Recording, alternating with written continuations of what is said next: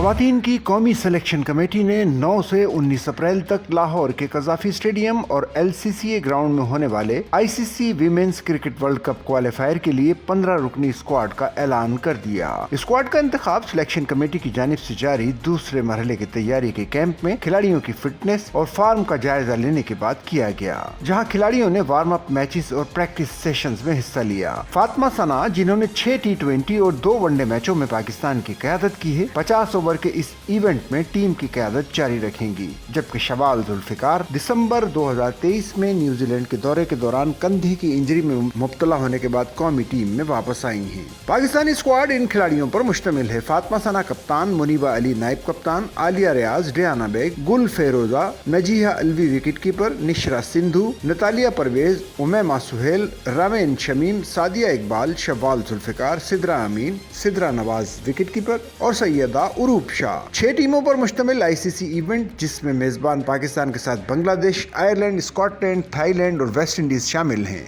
Single league round robin format पर मुश्तमिल होगा। लाहौर का कजाफी स्टेडियम और LCCA ग्राउंड इस इवेंट के 15 मैचों की मेजबानी करेंगे।